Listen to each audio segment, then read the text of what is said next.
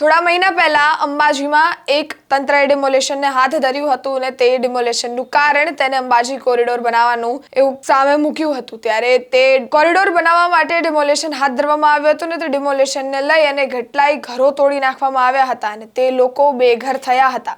હાલ પણ તેમની પાસે ઘર નથી અને ત્યારે વિપક્ષ નેતા અને ધારાસભ્ય જિગ્નેશ મેવાણી મેદાને ઉતર્યા છે અને આકરા પ્રહાર કરી રહ્યા છે। વિગતે ચર્ચા કરીએ સમગ્ર વિષયની। વૈષ્ણવજન તો તેને કહીએ જે પીડ પરાઈ જાનાને રે।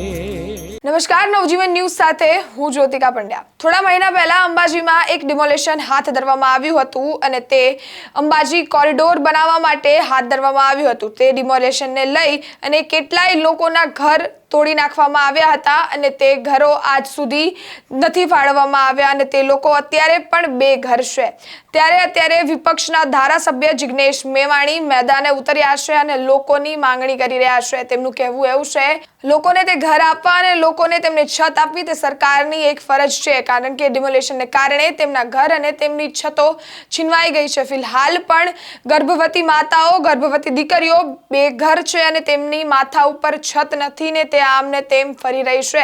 ત્યારે જિગ્નેશ મેવાણી આક્રોશ વ્યક્ત કરી રહ્યા છે અને તેમનું નિવેદન સામે આવ્યું છે। સૌપ્રથમ સાંભળીએ તેમને। અંબાજીમાં કોરિડોરના નામે અંદાજે 6 મહિના પૂર્વે માલધારી ઠાકોર અને ગરીબ વર્ગોના જે મકાન તોડીને આખો મેદાન ઊભું કરી દીધું છે। 6 મહિના પહેલા ડેસ્પરેટ બનીને જે પ્રેગ્નેન્ટ મહિલાઓ હતી, જેનું બાળક 2 દિવસ પહેલા જન્મ્યું હતું, જે આપણી દાદીની ઉંમરની સ્ત્રીઓ, એમણે રાત્રે 12 વાગે અહીંથી ખદેડે, રાત્રે 12 વાગે સુપ્રીમ કોર્ટના તમામ ચુકાવા ઉપર પાણી ફેરવીને, અને 6 મહિના પછી આજે સ્થળ ઉપર મુલાકાત કરવા તો ખબર પડે છે અહીંયા 1 ઇંચનું કામ શરૂ નથી કર્યું। તો જો તમારે તાબડતોબ કામ કરવાની જરૂરત નહોતી તો અડધી રાતે લોકોના આશિયાના કેમ ઉજાડ્યા? આ ગુજરાતનો વિકાસ છે? આ ગુજરાતની જનતાએ સમજવાની જરૂર છે। હું એક દિવસ ફરી આવીશ, આખી અંબાજીની બજારમાં ફરો, બધાને હાથ જોડો, અંબાજી બંધ કરાવડાવો, પોલિટિકલી તાકાત બતાવવી પડશે। જેવો ઠાકોર સમાજનું ઘર તૂટતું હોય ને, આમાં દુકાન તૂટતી હોય તો બધા 25 ઠાકોર લીડરો નથી ભાજપમાં? શેના માટે ત્યાં પડ્યા રહ્યા છો એમ કહો? દલિત સમાજના નેતાઓ કે રબારી સમાજના નેતાઓ કે બધા નેતાઓ બહાર કાઢો ને। અને ભાજપના પૂછડા પકડીને તાલુકા પંચાયત, જિલ્લા પંચાયત, ધારાસભા લડવી છે, અમારે ઘર તોડો ત્યારે કેમ નથી આવતા? એ કેવું પડશે એમને ઉઘાડા પાડો।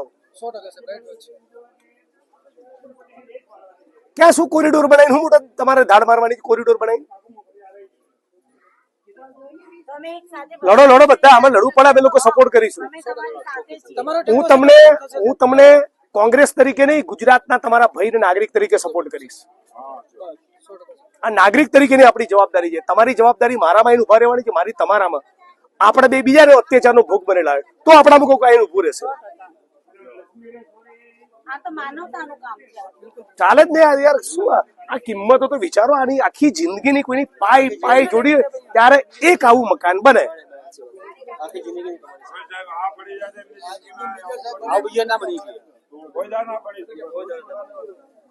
ચાલે જ નહીં, આ મુદ્દે લડવું જ પડે। આ હતા વિપક્ષ ધારાસભ્ય જિગ્નેશ મેવાણી, જે તેમનો રોષ વ્યક્ત કરી રહ્યા છે અને સરકાર પાસે લોકોના રહેવા માટે, તેમને છત આપવા માટે માંગણીઓ કરી રહ્યા છે। હવે સવાલ એ છે કે શું આ સરકાર તેમની માંગણીઓ પૂરી કરશે અને લોકોને તેમને ઘર મળશે, લોકોને તેમના ઘર મળશે કે નહીં? લોકોની માથા ઉપર છત આવશે કે તે નહીં? અનેક સવાલો ઊભા થઈ રહ્યા છે। આ વિડીયોથી અમે તમને માહિતગાર કરતા રહેશું। ત્યાં સુધી જોતા રહો નવજીવન ન્યૂઝ। અમારી ચેનલને લાઈક, શેર, સબસ્ક્રાઇબ કરવાનું ભૂલશો નહીં। ધન્યવાદ।